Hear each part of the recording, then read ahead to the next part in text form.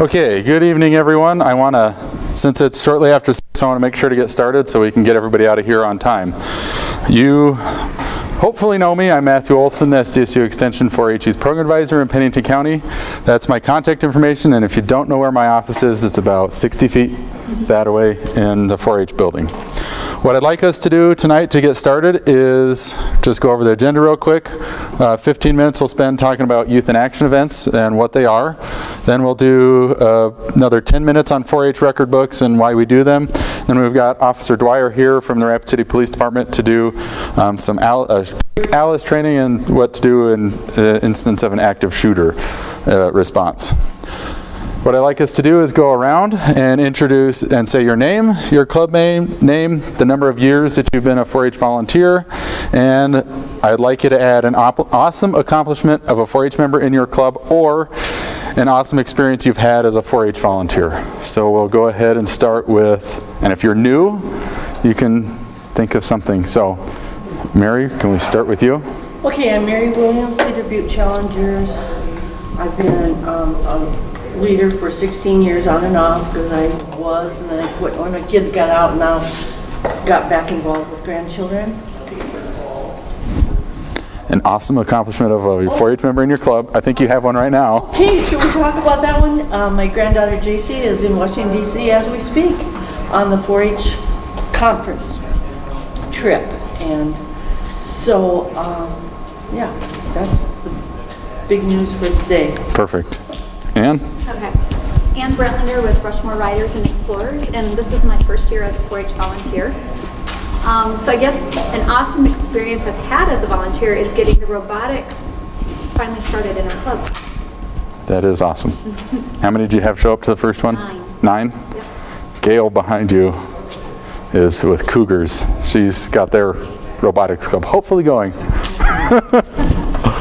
All right, Don? Don Hensley, Pennington County Shooting Sports, 11 years, and the accomplishment is that all the kids have made it almost through the year without getting hurt, and they really developed. Perfect. Patty? Patty Bruder, Shamrock Riders. I'm 31 years, I think it is now.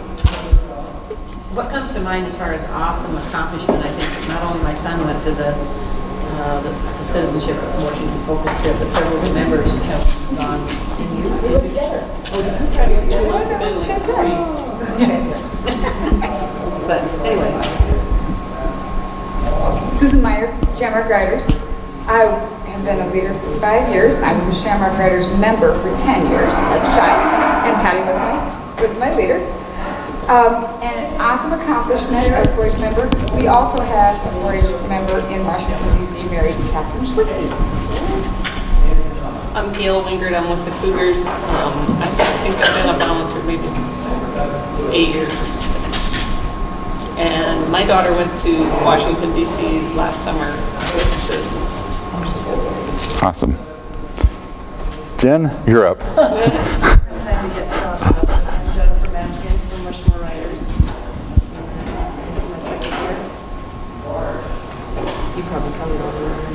Yeah. She hasn't even gone yet. I'll save it for you.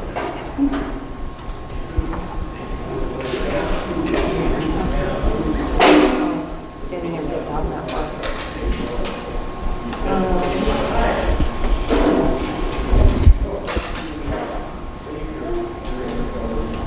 It's not a test. I walked in, I hadn't even read the thing.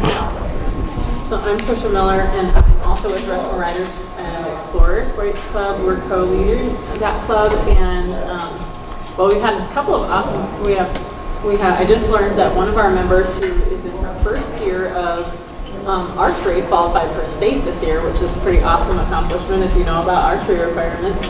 So that was pretty cool. Last year we had a very first year member who won the poster contest for the county fair, and so that was pretty awesome too. So. Speaking of that, I hope you've all read your emails that we have a contest on a theme for Achievement Days this year, so submit one from your club to the Leaders Association. That'll decide at their May meeting, and then we'll have a poster contest again. So, Marta? This my very first year, and I cannot think of anything right now. Okay. Skip on over. I'm Sasha, volunteer to help out with the dog project. It was my second or third year volunteering. Yeah, I think it's third. And actually, I haven't been to a couple of the most recent meetings, so I'm not sure what accomplishments we've done so far this year. Good stuff. I'll tell you when it gets to my turn. I'm Kim McCarty, I'm Pause in Motion, first year, and one of the things I really enjoyed this year was taking the dogs to the retirement. That was a lot of fun. I'm Linda Kelly, Pause in Motion. I've been in 4-H leader position 10 plus years. One of the accomplishments that I had, it's a little longer, I'll try to condense this, but had a kid come in with their dog, and that dog, when they came in the building, they were the last ones in that night, and it set off every dog in the room, because we had this quiet room, all the kids are sitting with their dogs, and this dog came in the building, set off every dog in here. And my co-leader at that time said, "That kid and dog are yours." And because my specialty is with the tough ones. And so I sat with that family that entire night, and sometimes sitting on that dog, and I have a few scars to prove it, from getting nipped at by that dog. It was a rough night. When the family left that night, the mom was in tears, and she's like, "Should I come back?" And I said, "Whatever you do, keep coming back. Don't quit, don't give up, keep coming back." And they did, and that dog and kid team went on to win purple that year, like just a few short weeks later. I mean, this is a dog that couldn't be near any other dog, any other person. And by the end of that program, that kid and dog were winning purple medals, ribbons. And it was really, really awesome to watch that transformation and that family stick with it and keep coming back. And it was just really, really neat. Awesome. And Monique, if you could introduce your name, your club, number of years as a volunteer, and then an awesome accomplishment of your 4-H, a 4-H member in your club, or an experience that you've had as a volunteer. I'm Monique Stevens. Excuse me. I have the Clover Buds Club. I don't know that we have a super Clover's name, but we really just call ourselves Clover Buds. And this is my second year helping, and this year I'm co-leading it. And I just feel really good when my 4-H members can do an activity together. We're really just learning how to be nice to each other and play around other children and learn some of those social skills. So. Perfect. And I want to thank all of you for sharing that. It's not often that we get to brag about ourselves in our 4-H club, but we are all doing awesome things. Our 4-H members are doing awesome things, so it's good to share, and also for you guys to get an idea of the experience that we have in the room from 31 years to a brand new first member. It's good to recognize that. So to get started, we'll move right into youth and action events, and what are they? I've had a lot of 4-H leaders ask me what youth and action events are, how members can get involved, and especially since we have the Wall Youth in Action Day, unless it gets canceled because of snow, which is likely, and then the Western Dakota Youth in Action Day coming up here. I wanted to make sure that I told you guys about these in a little bit, how your members can get involved. So the first thing is, what are they? They're an opportunity for members to show what they've learned in their project areas, to get feedback from a judge, and then also to grow as a 4-H member and as an individual. You can see here we've got our robotics challenge from last year, and then also beef cook-off from Black Hill Stock Show Youth Day. And so there are several types of youth in action events, and I really, when I was looking at them, I thought there's three different areas. There's the individual youth in action events, there's the team youth in action events, and then there's ones that fit into both categories. So under the individual events, there's the fashion review, special foods contest, and then also skill-a-thons. Fashion review is where a 4-H member would either make an outfit or select an outfit or sew or buy and then sew something to go along with it. They would then model that outfit for a judge, and the judge would give them feedback based on how the outfit looks together, how many times that they can wear it, where they're planning to wear it, and all of that kind of put together into one contest.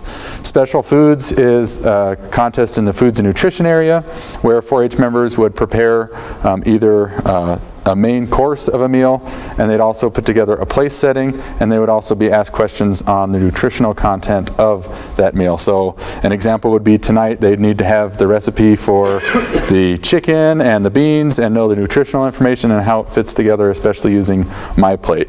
It takes a lot to master that Special Foods contest, and all of these events are something that they need to prepare for. It's not where they just come that day and expect to do it and get a purple ribbon. So the next thing are skillathons. We have a dog, horticulture, rabbit, and also veterinary science skillathon. Those are set up into stations. So when you look at the dog skillathon, the past couple years we've had a station on identifying parts of a dog, so external parts or internal parts. Then also a station identifying dog training materials you'd use, so like the different types of collars, leashes, things like that. Then we'd also have a station on, and I'm trying to remember all 5 of the stations we had. Parts of a dog. We have a quiz on the dog project area rules, so a quiz on, could be on agility, rally, showmanship, and the different rules with that. Then also a station on, help me out in the back if I'm forgetting, health like disease questions, so answering questions on diseases.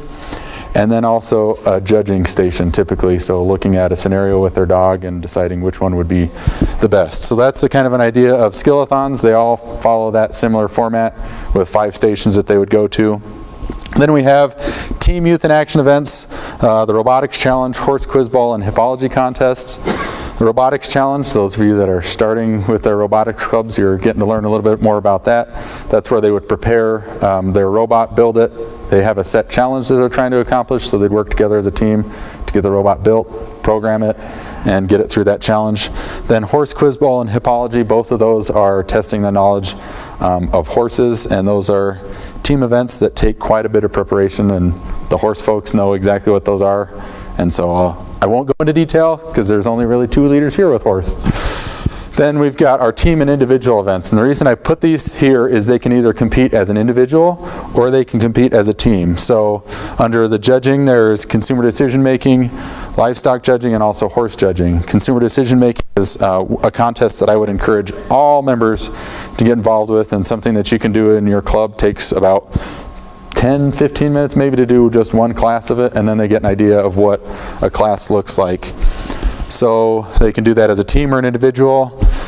And then public presentations, they mostly do that as an individual, but they can do a team demonstration where they partner up with another 4-H member to do the demonstration.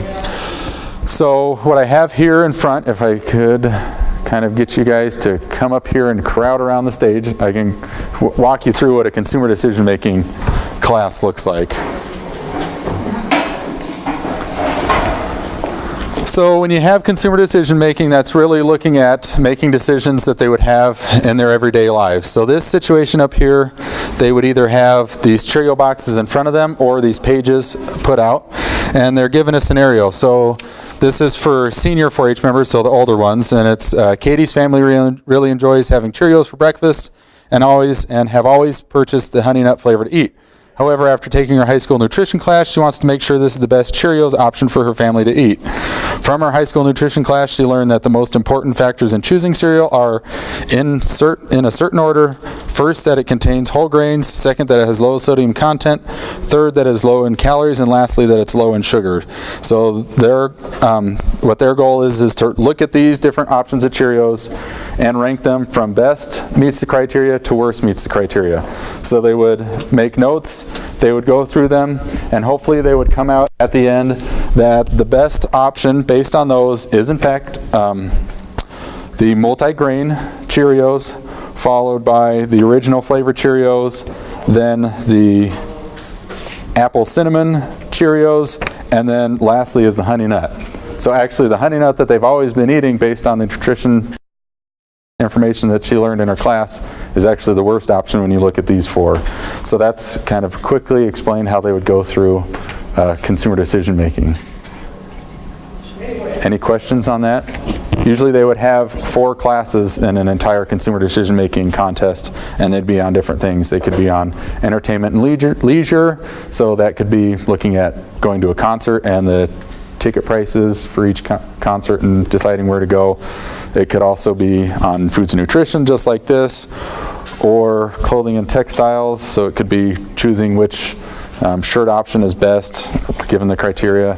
And then the last one is personal finance, so that could be anywhere from choosing the best bank account for them, or when you look at a popular thing to do is buy gift cards for a birthday present, looking at the different fees that are associated with gift cards. So It's my understanding that there aren't any scenarios online anywhere that we can download to practice. I'm going to work on getting these ones from the past years up onto, I'm not going to work on it. Our new administrative assistant's going to work on it.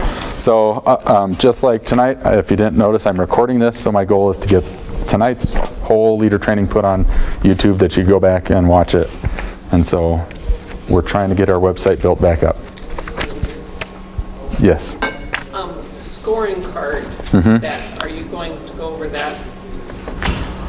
What I can do is I can come to your 4-H club and do the same thing and then go over the scoring there, because I want to get us keep moving on schedule, because we are a little bit behind.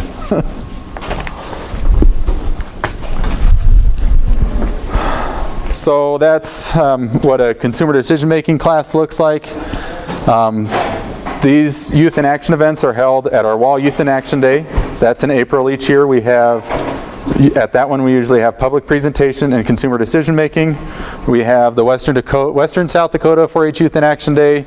We have public presentations, fashion review, special foods contest, and consumer decision making at that Youth in Action Day. Central States Fair in August each year.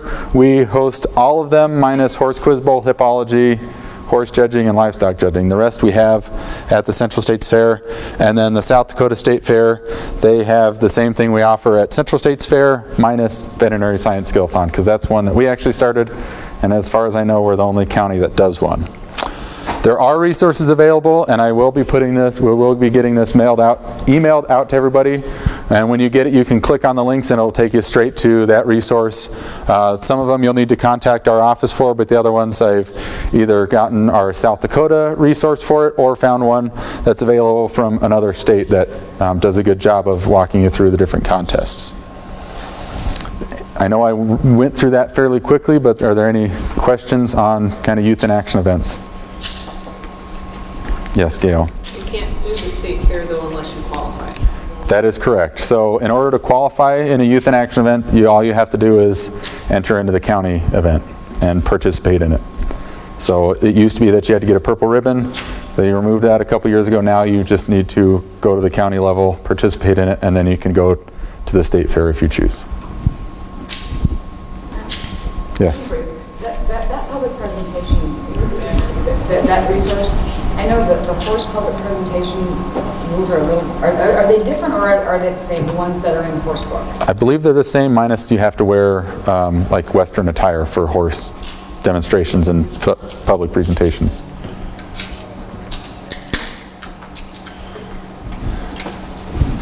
Any others? Questions? Comments? Words of wisdom? All right, we'll move right on to record books. And in front of you, you should have a sheet that talks a little bit about record books. And what I wanted to do tonight was kind of quickly go over why we do them. So sometimes I get that question a lot. And I was thinking this week when I was asked for a letter of recommendation, it would be really good if I had that 4-H member's record book in front of me so that way I could look through it. So why do we do 4-H record books in Pennington County? The first thing that I want to mention is record books are not required to be a 4-H member. So if a 4-H member doesn't want to do the record book, that doesn't stop them from being a 4-H member. There's a large majority of our shooting sports members that don't do a record book at all, and they can continue to be a member. However, if they want to get our county awards, they are required. So that's where record books come in, is especially when we're doing our county awards. So these are like our membership pins, the project area incentive awards. And when you ask why we do 4-H record books, I really look at it teaches 4-H members record keeping skills. It's a way for them to remember what they did in 4-H, and it helps keep track of their goals. I meant to get my record book from my office and have it sitting out here so you could see from when I was a 4-H member, it's about that thick, and I can look back at that and remember that the first demonstration I ever did in 4-H was why do rabbits have big ears. So it helps, 15, 20 years after they're a 4-H member that they can go back and look at it. When you look at the three components, three main sections of a record book, there is the cumulative record. That's the front packet. It's available on our website as just one PDF document. They add to that each year, so they don't print off a new one and fill it out brand new. They keep adding to it each year. Then we have our project area records. They would do this new each year, so they'd have, let's say for the dog project area, they'd have their 2016-17 records in there, and then they would add the 2017-18 records in there, and then keep it all together.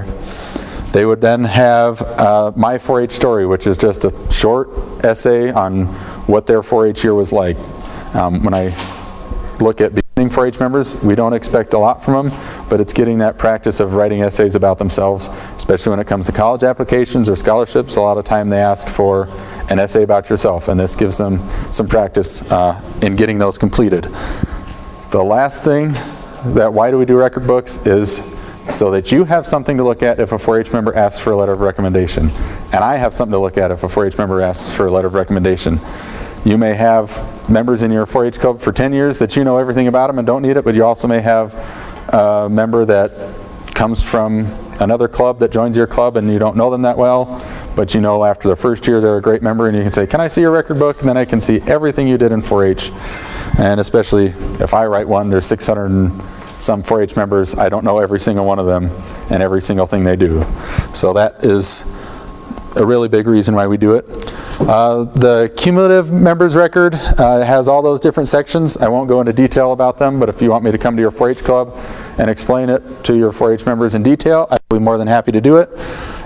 Just like, as I mentioned earlier, our new admin assistant will be working on making sure our website is up to date. I'm also going to make sure to recommit myself to getting YouTube tutorials done on each section so that members can watch that if they need to, and that'll make it so I don't have to always go to each 4-H club. They can just watch it on YouTube.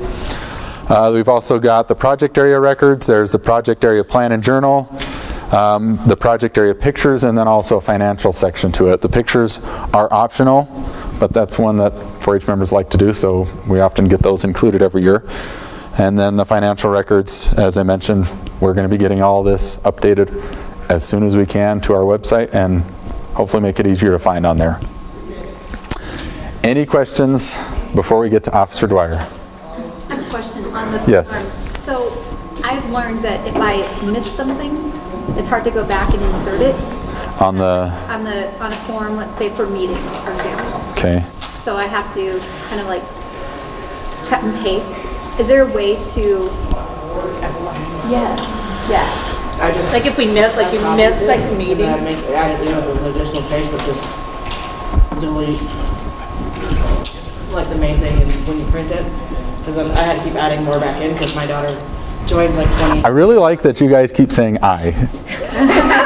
Her first one, the pages set up. Mercedes does all hers on her own, but I had the pages set up because I have a MacBook or an iMac, and it's way different on an iMac compared to a Windows desktop. So right now they're up as PDF documents. I created them in Publisher. I can look and see if there's a way I can upload them in Publisher without giving you guys too much control to start moving pages around and making them completely different on me. It's hard to add like an extra blank page, and you just kind of have to mess Even to around add a with it. line.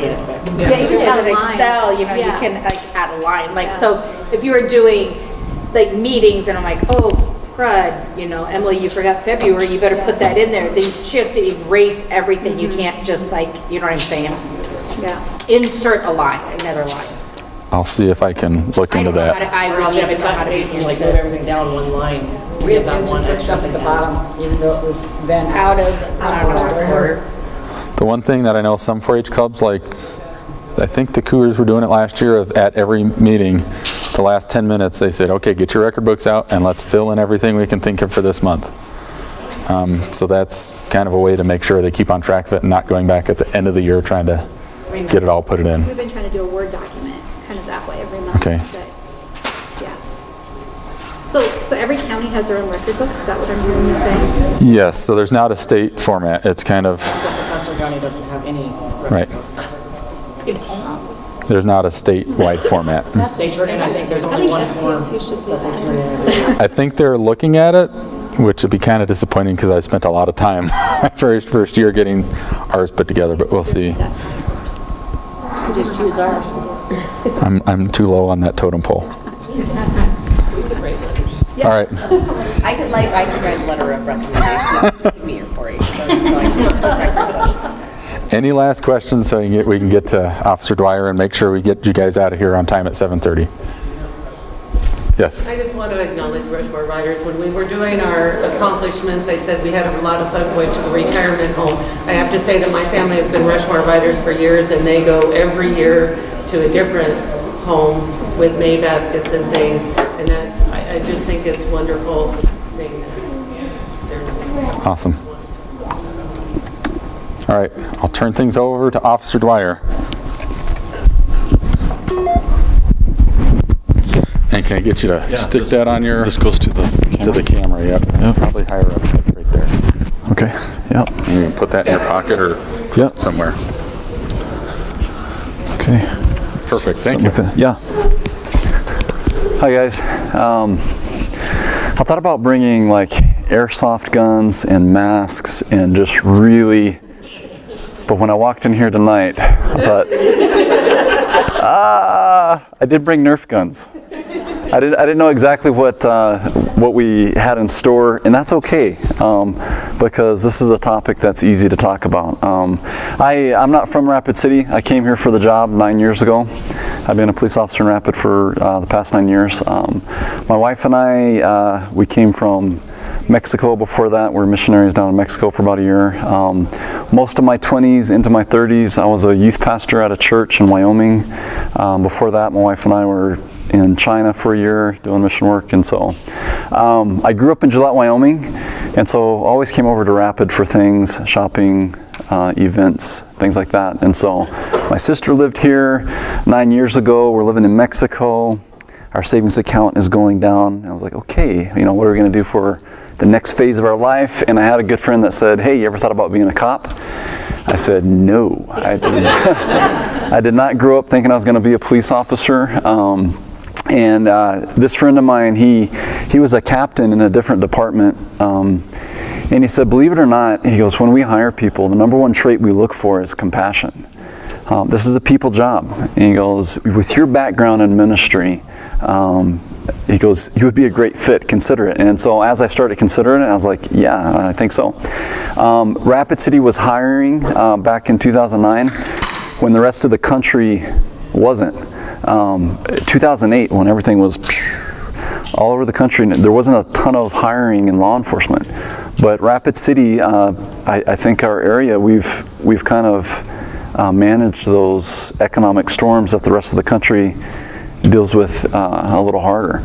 And so they were hiring, and my sister lived here, and we thought, all right, I always liked Rapid. And once I met the department here, though, and I tested at different places, once I met Rapid City's police department, I said, these are the guys I want to work for. Professional, head and shoulders above other departments that I was testing with. And so that was 9 years ago. I have, and I said this when I was 6 months into the job. I said, I did more hands-on ministry with hurting people as a police officer than I did all the years of, pastor work or actually mission work. And so it's a cool job. And I will see, maybe this is what's going to take me to retirement, or who knows, maybe we'll sell everything again and head off somewhere else. But right now, loving it. The topic tonight is the ALICE training. And if you've been in Rapid, I'm thinking everyone's probably heard about that through the news. And if you've got school-age children, your students here in Rapid are going through this training. Have you heard of the traditional lockdown drill before in schools? I think everyone's heard of that. Do you know where the traditional lockdown drill came from, though? Any idea? If you were to throw, I was like, why did we start this teaching our kids the lockdown procedure? Do you guys know the lockdown procedure, the way we used to teach it in school during like a crisis emergency? If someone's coming in to hurt the students out of school, the lockdown procedure was, anybody know some steps? Yes? If I remember correctly, when I was in elementary school, don't you get underneath your desk, they Yep. get the lights off, and lock the classroom door? That's it. That's the traditional lockdown procedure. Did it come from the Cold War? It's pretty old. The 1970s, it actually came we don't know exactly like Oh, the answer is the language lockdown procedure came from the prison system way back in the 70s. That language was borrowed by the California school district for a specific type of emergency, and I'm going to describe it to you and see if this procedure would fit. Back in the 70s, the late 70s, school districts in California in the urban areas were dealing with drive-by shootings, where there were some gang turf wars going on. A shooter coming by a school and shooting at a school, what would keep those kids safe? Turn off the lights, get down, hide behind it's like, it fits, right? And then we fast forward to, does this date ring a bell? April 20th, 1999. Columbine. Was that a drive-by shooting? No. That's students walking into a school. But turn off all the lights, hide, and hope that the shooter doesn't come to your room. It didn't fit well. And so there's always been this vibe in the law enforcement community. We've never really liked the traditional lockdown procedure. We would like do it, but then on the side tell teachers, if you've got the option, just get out. You know, we would teach would tell them one thing, but also say you need to have other options available. Imagine if we taught fire safety like that.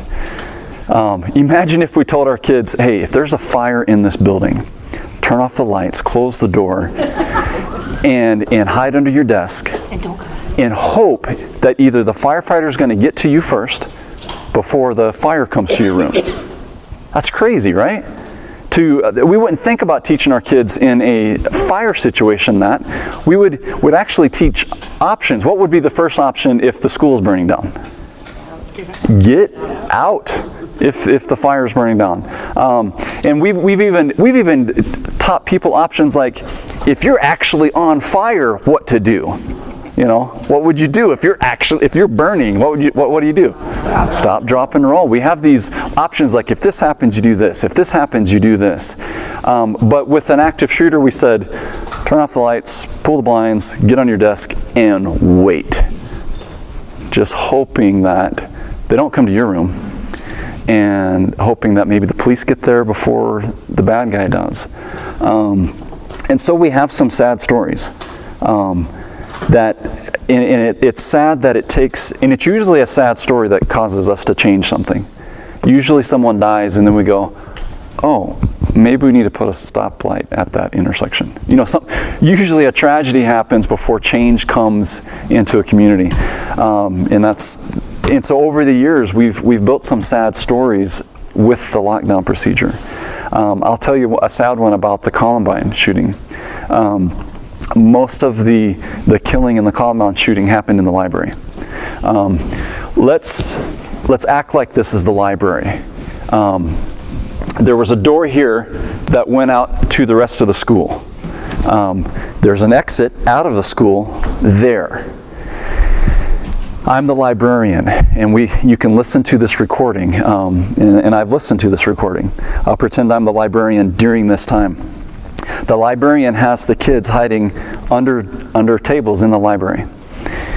She's on the phone, and she can see through glass windows the shooter right outside her door. And she's talking to dispatch, and she's saying, she's talking to her kids. You can hear her on the phone. She'll say, shh, just be quiet. Wait here. Wait here. Yes, he's right outside the door. I see him. He's shooting people. He's right outside the door. Just be quiet. And the shooter comes into here, walks by, And this is that scene in Columbine that's so sad. One goes down the line executing these students. You know, and the famous one in a story, in a movie, in a book was She Said Yes. The story of the young girl when the shooter asked her, "Do you believe in God?" And she said yes, and boom, and he shot her. And so, sad story. Just hearing that story and just describing that, would you do it differently if you had an option? He's right outside the door. I see him. This door's closed right now. I see him right outside the door. What would you tell these kids? Get out. Get out of here. But, and this is, if you're told, oh, this is the best case to keep yourself safe is a lockdown drill. Get under the desk and wait and hide. That's not the game he's playing. And so, the game of hide and seek. An active killer situation is a game of tag. What do you do in the game of tag? That's your first option. You may hide in the game of tag. That might be an option. If I run and hide here, I might hide briefly, but it's a game of running mostly. In the game of hide and seek, yeah, you hide and you wait for the person to find you. If you're playing hide and seek, and the active person who's is playing tag, who's going to win? That person is. Because you're playing two different games, you know. And so, I could go through a list of sad stories. I'm thankful now, and it's actually federal law now that says this. This is federal law across the nation that gives a direction to school districts, to government agencies, government buildings. Here's the federal law. You have to have an options-based training for your people.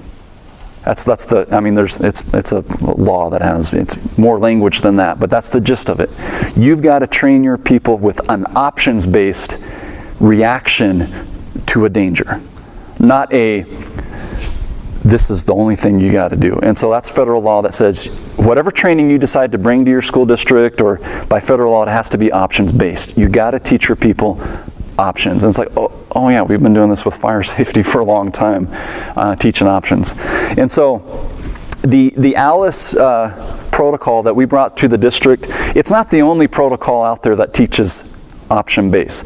The government program, and I like the name of the government program because it's easy to remember. The government program that they teach at the federal level to their staff is Run, Hide, Fight. You ever heard of that? Run, hide, fight? I like it because it's easy to remember, kind of like best options in a situation. First option, run. If you don't feel like you can run, then hide. And if your hiding is up, then it's time to fight. We were teaching teachers this even before we brought Alice to the school district. We would tell teachers, if you are hiding in your classroom, and a bad guy is coming through that door, maybe he got the keys. Maybe he picked up the keys when he came into the school through the front office. Maybe he got them from the principal. If he's coming through that door, the hiding's done. Now it's going to be time to fight. And we've had more sad stories where the bad guy comes into the. I'm trying to change my language because I realize we have younger ears here tonight too, so I'll tone it back a little bit if I can. But the bad guy that comes into the room, sad stories where everybody is there waiting, just waiting. Part of the training we do with teachers, and I thought about doing it with you tonight, but you're just going to have to imagine with me because it's not a good place for this, but this is a training we do, is we take you through the traditional lockdown. And I would go outside that door and I would have you guys just hide under your tables. And I would make a banging sound outside that door, getting closer and closer to the door. And then you just wait here as you hear more bangs. And then you hear the door rattle and you just wait here. And then I would come in and, we do it with Nerf guns. And I would walk down the line and just with the Nerf gun, shoot you with the Nerf gun.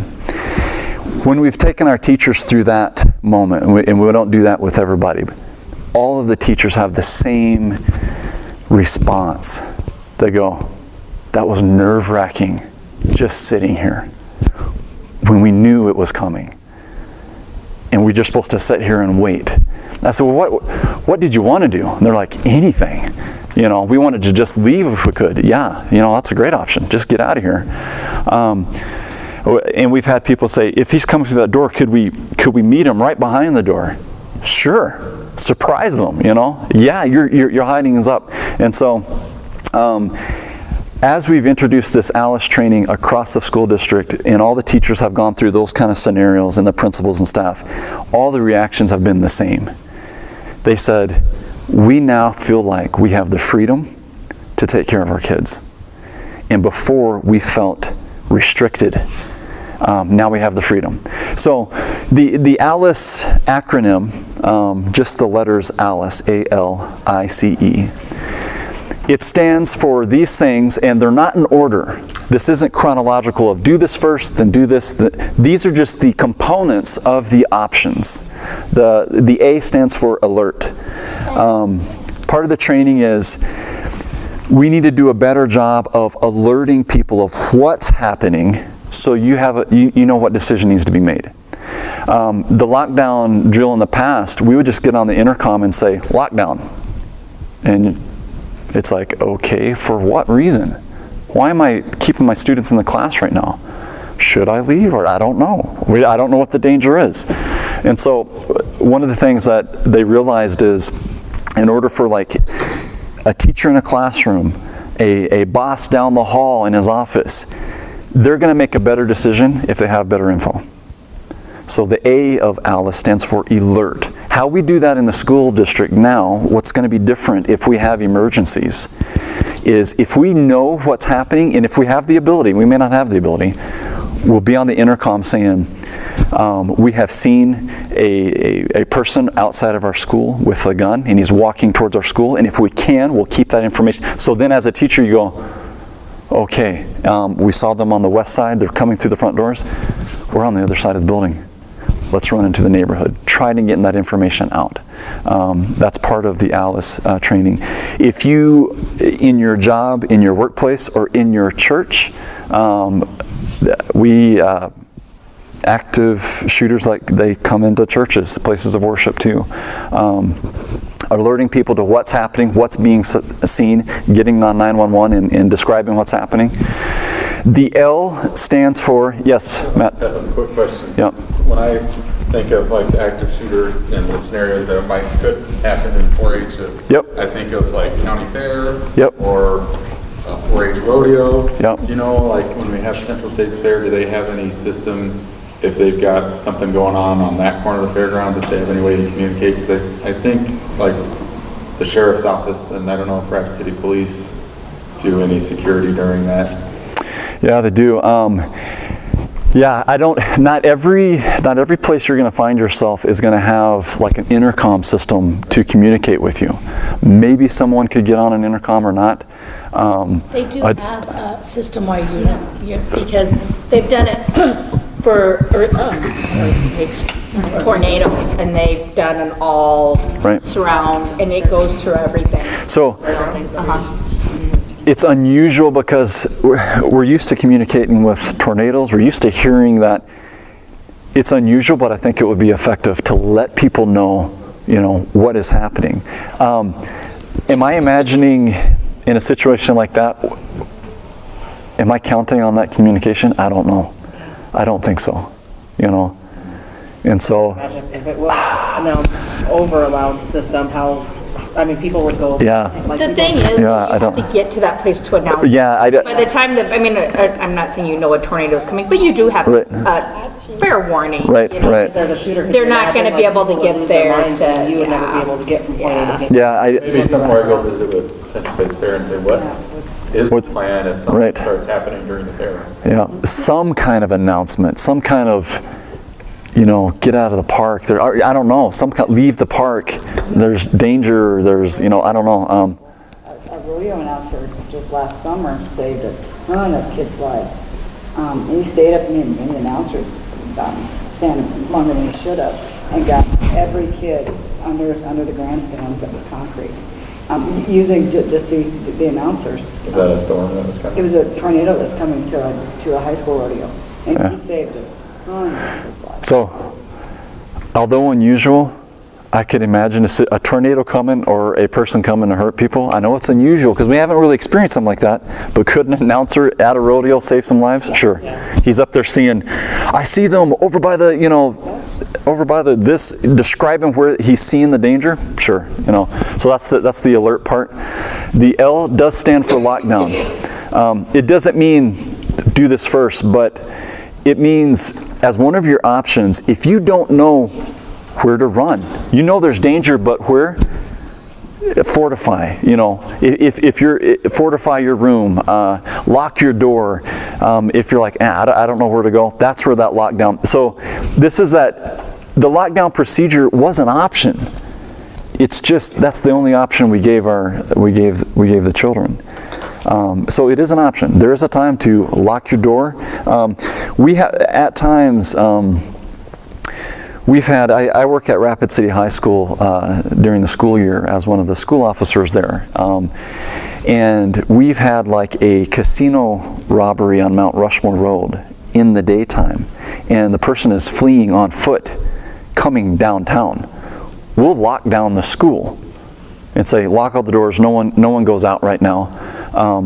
Kind of the old lockdown, that kind of fits for that scenario. We don't know, is this guy going to run into the school? And just for now, we're locking down the school. So that's an option. The lockdown, what's that? Knowing he's outside. Right. Hey, and we'll get on the intercom and say, hey, police are in pursuit of someone that's near our school right now. So the teachers are thinking, okay, there's a danger outside. Hey guys, we can't go outside right now. Everyone we're just going to secure the building. So it's an option. It's just one of the options. The I stands for inform. And so this is just getting that, besides telling, alerting everyone there what's happening, it's informing dispatch especially. And so as the officer, there's been lockdowns where everyone's locked down in the building, but no one knows what's going on. And officers arriving to the school, and we don't have any information. And so informing officers that are coming to school helps. What is going on? What's the danger as we're coming into that? The C stands for counter. This is the freedom that the teachers, when we had them hiding under their desks, and they said, we want it to do something. And this is the freedom of the counter. Countering is not fighting necessarily. And we're not, if you're thinking, man, you're now training all our Rapid City school teachers to become fighters. Nope. But I can tell you, even in the state of South Dakota, when people have showed up to hurt our kids, teachers are pretty amazing people, because they own those kids like they're their own children. And across the nation, there have been teachers who have saved lives by fighting the bad guy. Here in South Dakota, it was a young man who, in the principal's office, and a teacher and the principal stopped that. In the Midwest, it was a student who came through the school with knives hurting people. Teachers stopped that. And so here's the counterpart. And one thing we teach in Alice is a distraction counter right before you get to the E, which is evacuate. If someone were to come in here, and you said you're with the shooter club. One thing about shooting is we do this with foam balls in our training. But if you were to point something at me and you're going to hurt me, and I were to throw this at your face, is it going to be hard to shoot me? You're gonna. You're probably going to flinch if I were to pick up this bucket and throw it at you. And so one of the things we teach in our counter is throw something at the bad guy as you're doing that E in evacuating. Everybody flinches, and we do this training with the Nerf guns where we'll have a guy with a Nerf gun and the guy standing there, and and we'll arm all you guys with foam balls. And we'll say, okay, just shoot the guy, but as he starts to shoot, all you guys throw the foam balls. And everybody flinches, everybody ducks, even though it's just a foam ball. You know it's just a foam ball. So one of the counters that we're teaching students and teachers is, if you've locked down your classroom, but someone is coming in, and you're going to run out of there because your hiding's up, throwing something at their face, that's an option. Don't just sit there. Counter with that. One thing we've taught even at the high school level, we wouldn't do this with even with our younger kids, but at the high school level, we've told teachers, in your classroom, as you get to know your students, could you have a crowd of young men that said, if someone came into here, we're going to dogpile that guy? And all the teachers that are asking this of their students, those young men are like, yeah, we're going to do that. We're going to. And they feel emboldened to say, we got the freedom to do. Yeah, you do. Dogpile that guy and hold him down. You know, don't just sit there. Hold him down there until police arrives. One on his head, one on this arm, one on that arm, one on this leg, one on that leg. Pile them, and you just and that's part of the counter teaching. And then the E. This is last on the list, but like the government program Run, Fight, Hide, evacuate is probably your best option of staying alive, is getting away from the danger. Young kids that were told to wait when danger is coming is not natural. If even little kids, when say, if danger is coming this way, what do you want to do? It's like, I want to run. Yeah, this whole training fits more of our natural instinct to keep ourselves safe, is running from danger. As you look at the statistics of who survives an active shooter situation, the people who run survive. That's been the shooting that was in France, in the town, the theater shooting, I want to say Nice. I think that's the name of if I'm saying French right. I know Spanish, but I don't know French. Yeah, it is that Romantic language. They looked at the casualties and the survivors, and one of the main differences were the casualties were the hiders, the survivors were the runners out of the theater. I want to think of the casualties. I've got several shootings in my head. I'm just trying to keep it nice talk tonight. But the point is, running is, your chances of survival are much higher. Again, back to the shooting club, running target. As soon as this person pulls the trigger on a running target, the person's in a different spot. Much harder to hit a running target than someone that's waiting or standing still. And so that's the basic overview of Alice. And I want to transition into something else, but let's maybe before we do, let's open up for just questions. Maybe you have questions just for what we're doing here in Rapid City, or Do you know what school it was? I saw an article. There was a school that had geared towards intruders into the school, where they had like smoke bombs in the hallway. The police station was like 5 minutes away, and they go into auto lockdown. The doors lock in their rooms. They have alert. All the teachers wear a necklace that has an alert thing on their. I don't know, to where they can get a hold of the police officers. Wow. There was a school, and I mean, they do different drills to teach it, but right. The whole school's in lockdown, and each classroom gets locked to where nobody can get in. Yeah, that's so. I don't remember. It was just this last year that it was. I mean, they had a huge grant that the school was able to get. Yeah, those kind of steps. What they call that is hardening the target. You know, like building your defenses. Sure, you know, why not? A lot of when you talk about things you can do to harden the target, to make it harder for bad guys to get to you. Sadly, what I'm about to say, That's the Well, that's answer. what they- It's money. It was millions, I mean, it cost a lot of money Yep. to do it. It's money. And they were on a live feed with the police department. Yep. And so, I mean, every step was, and they could set off different, as they were going through the hallways. And they showed it on the news of different, like, they had somebody just run through it as an example, setting off the bombs as they were going. So- You couldn't see where you were going, and just to distract them long enough to get the, That's awesome. but it was, they did it, they It's- mentioned how much it cost, but it It's was awesome. Our dispatchers are connected. We have video surveillance throughout all of Rapid City schools. Our police dispatchers are connected into that video surveillance.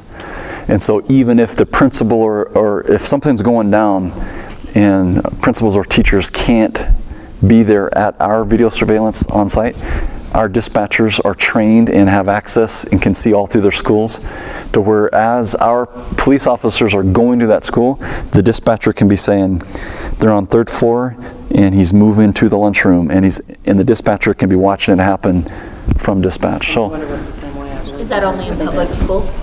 yes, right now it's only in the Rapid City School District. Yep. So my question's kind of going to lead into Yep. it, but we've got like Wall School Districts, New Underwood, we've got Yep. private schools in Rapid City. Yep. And No wonder what I something I put would as put on cameras. them to find out if their school is doing that. So if you're STM we've done the Alice training. right, been a right. If your school has video surveillance that has a web-based program that can be viewed through the web, that might be something to look at with your school, is to give the dispatch access to that. The Rapid City School District gave dispatch access to all of their schools. They can click on a school, it breaks down floor by floor, front cameras, back cameras, lunchroom. It's a cool program, but I think, that'll be- I know they have cameras in New Underwood, I don't know if it's linked to dispatch, but the only reason I know that is because there was a kid that was stealing stuff, and they caught him because of the video cameras. And so I know they have video cameras throughout New Underwood School, but I don't know how, and they have a lock at the door so nobody can get in. Yeah. There's a camera that you have to call into the office. right. And I saw a little hand over here earlier. I didn't want to miss your question. So once at our school, then when there's lockdowns at Zion, then we lock the doors and then we go into the cubbies.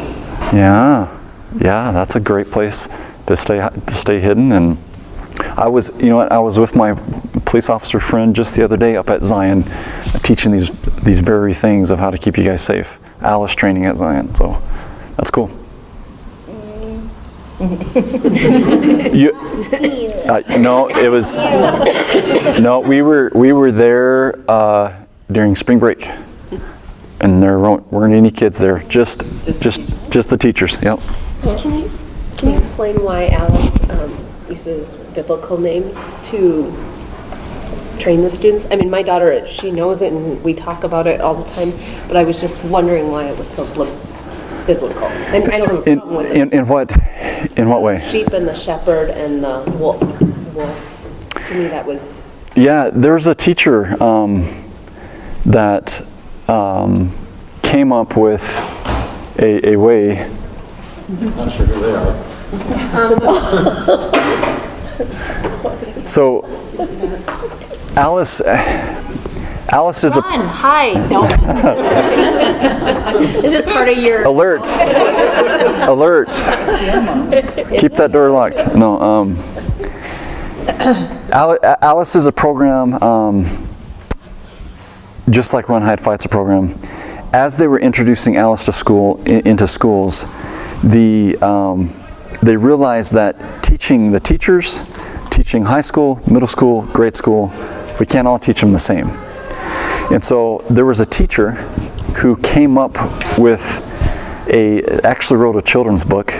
Have you seen that? Mm-hmm. Forget. Yeah, it's Called it is something about sheep and the wolf and the about not being afraid. Or, yeah, and I think the teacher's inspiration was more of almost like a fairy tale teaching to little kids of, hey guys, if a wolf comes in here, what are we gonna do? Teaching little children. But I could definitely see the crossover into biblical things too, of the wolf and the sheep and the shepherd. Definitely biblical themes. I don't know if the teacher had that in mind, or if she just had in mind of the shepherd takes care of the sheep, and the wolf's the bad guy, and they teach that to the little kids in the school instead of using the language that we use at the high school level.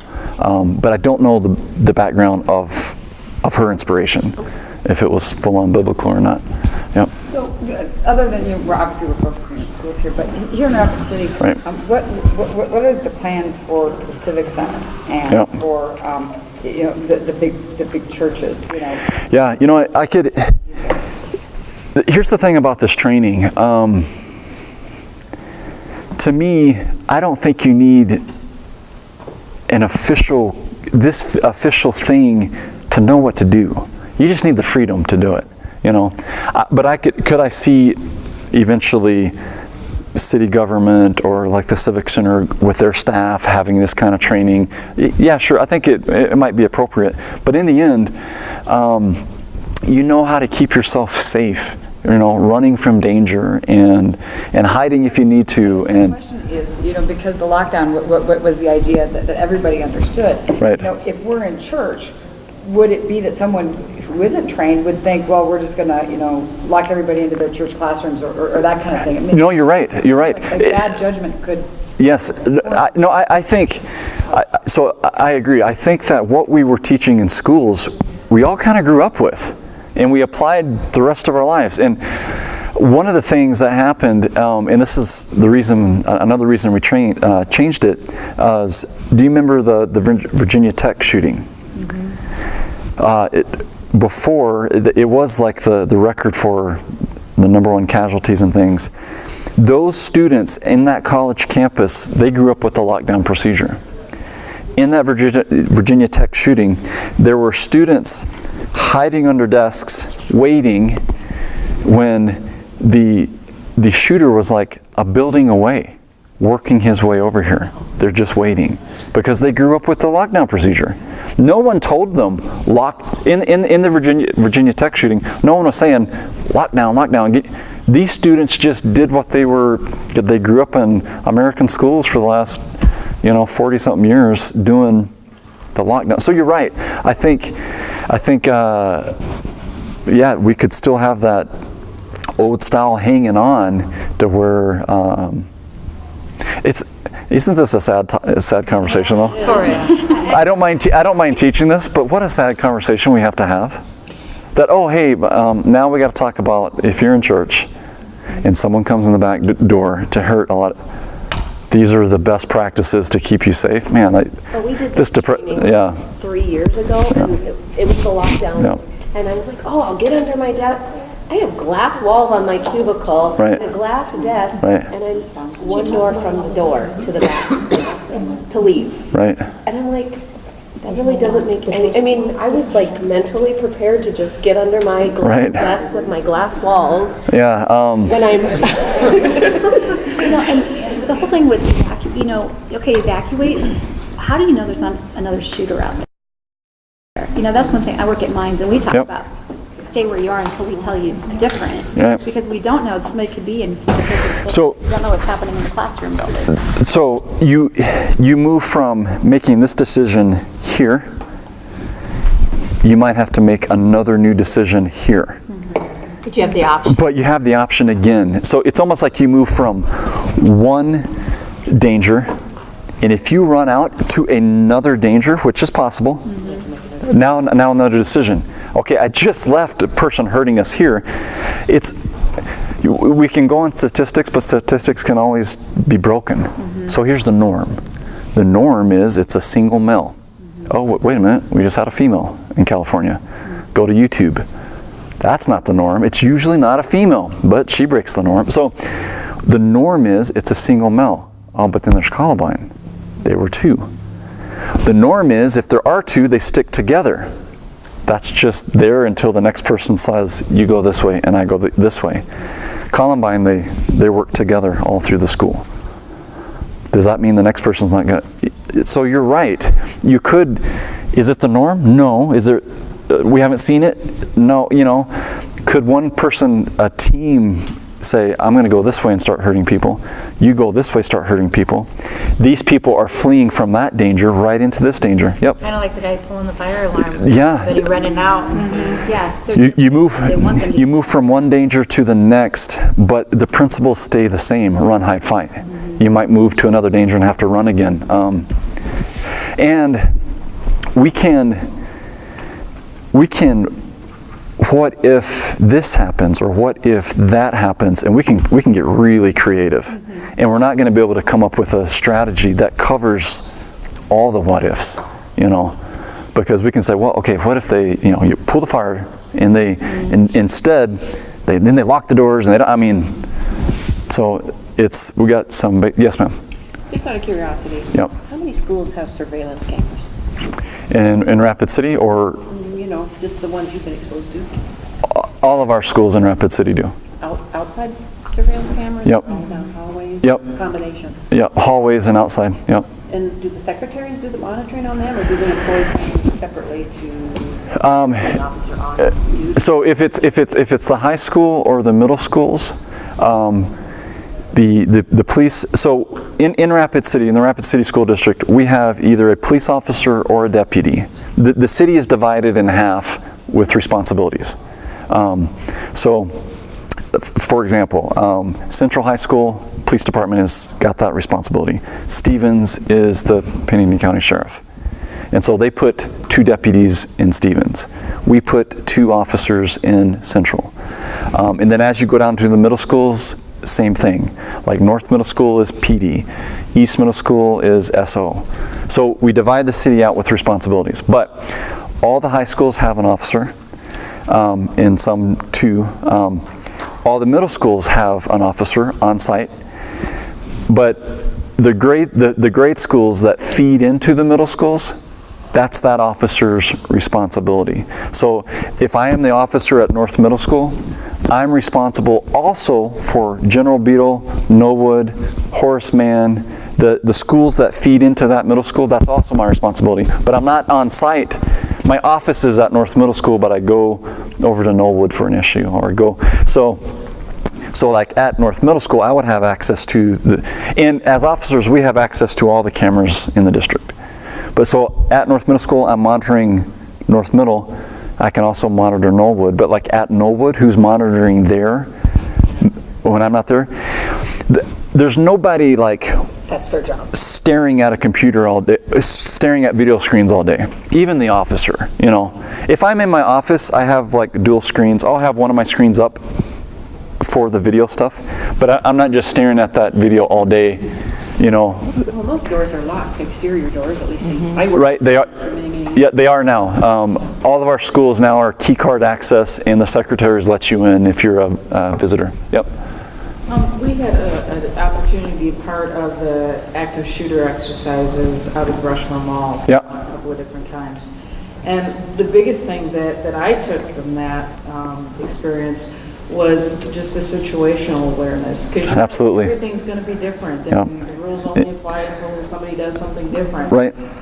But, you know, paying attention to Yep. where you're at and what's going on, and, you know, whether it's in this building or the fairgrounds, Yep. or, you know, but I like the permission, you know, giving people that permission, because people are afraid a lot of times to make a decision on how they want to handle a situation. But paying attention to what's going on around you. And why, and you guys know this answer, why aren't people paying attention these days?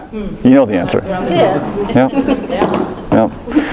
One guy, as we did the live exercise, he went running out, dropped his phone, went back to grab his phone off the floor. Now, granted, it was a practice, but he probably would have done the same thing if it had been a real deal, and he might have ended up dead because of it. Here's the sad thing. Let's say the food court at the mall on a Saturday. I got the feeling I could walk in there with a rifle from the parking lot into the food court. I could walk through the food court and go out the other side, and we might not get a 911 call because lot of my teenagers in the food court. We- On their phones. You know, But even things Yeah. like, going into the mall, and I never really thought of this a lot until then, even though we use them all the time, the tornado exits and those sorts of things. Oh, yeah. They're there and available. but, Absolutely. If you're not looking for them, if you're not paying Right. attention to that kind of thing, it doesn't really register that, oh my gosh, every Yeah. store has an exit. right. Every store has a way out of there if it's not blocked. And pay attention to So- those things when you're out and about and. Yeah, and we could take this conversation with paying attention, just advice, life advice in general for you guys. In my experience, not long, it's just 9 years working as a cop. Time and again, when something is weird, different, off, it's because it is. When you get that vibe from someone, something's not right here, it's because something's not right there. You're usually not wrong. When someone's coming, you can see in their eyes and you go, oh, that's not good. Oh, I don't want to judge them. I don't want to stereotype. No, you're probably right. Yeah. Something's not good.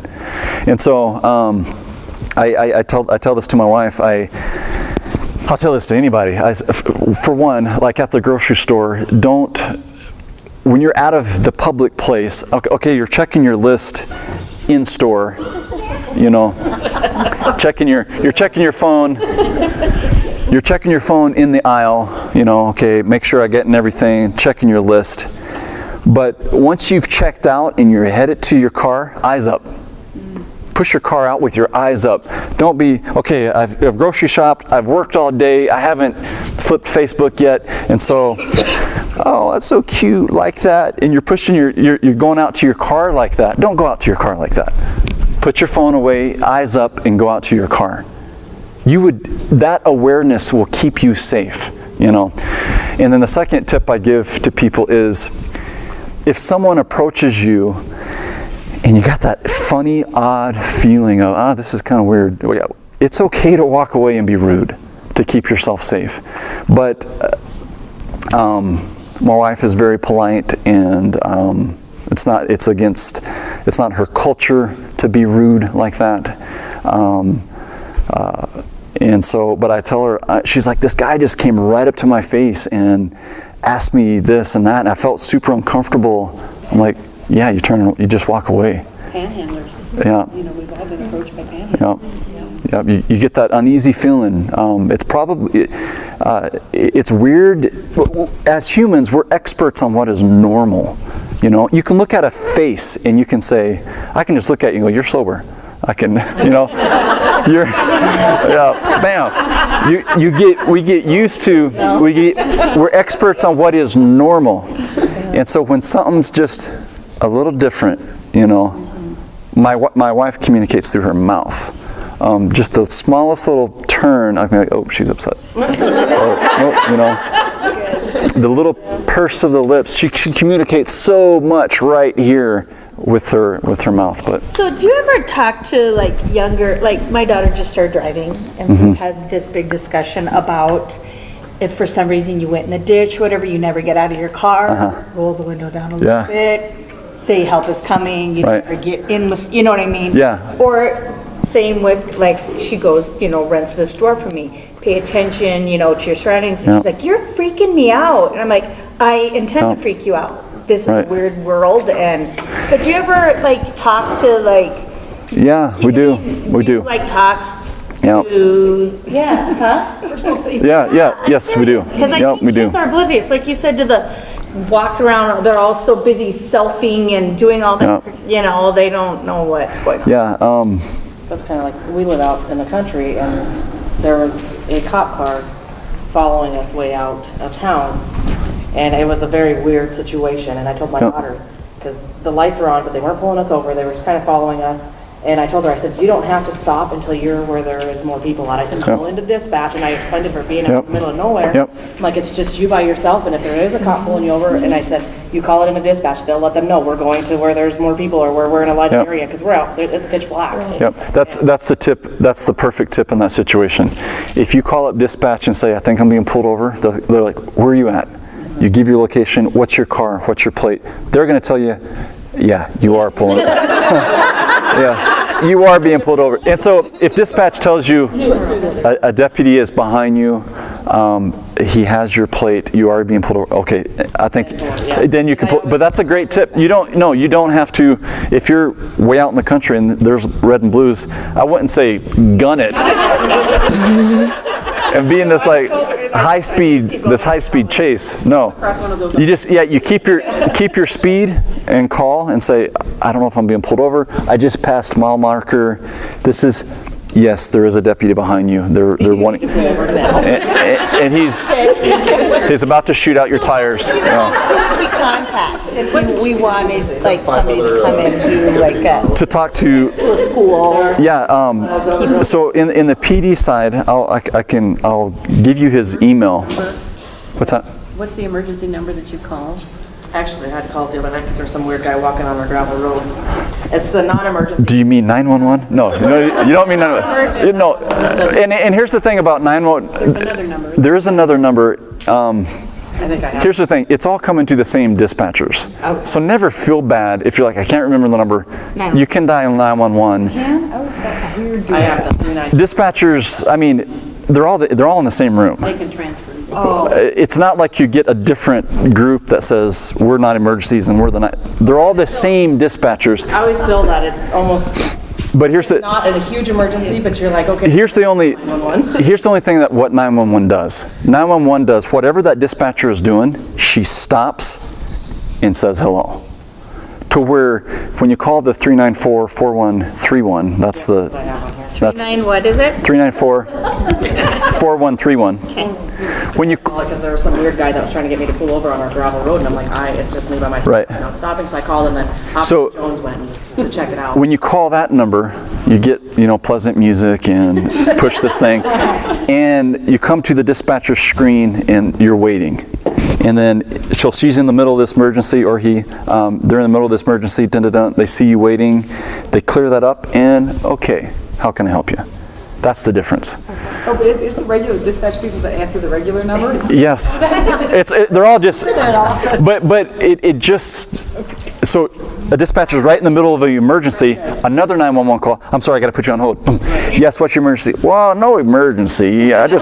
My neighbor's throwing trash in my yard, and the dispatcher's like, back. That's the only frustration you're saving them by calling the non-emergency, which is, they're thankful, they are. Okay. But in the end, if you got an issue like you're being followed and you're like, kind of emergency, but you can call 911. That's okay. Is there another one, 211? What is 211? Okay, 211 is a cool resource. If you don't know about 211, it's like learn about anything. It is the info line for like everything. It could be, I'm feeling suicidal, 211. I'm going through a divorce and need a lawyer, 211. What's playing at I don't know if maybe they do movies or something. What's the special down at Tally's? But 211 is a lot of information that knows how to, it's a dispatcher that has this like massive data bank information tree to point you in the right direction if you're like, I don't know how to do this in Rapid City. 211. Well, there's a 211. 211. So it's a cool resource. It's not for necessarily emergencies, but it is for like, man, I'm feeling suicidal, and they can point you to the suicide hotline. I need counseling. They can point you to some counseling. So 211's kind of cool. Just general info from a lot of different topics.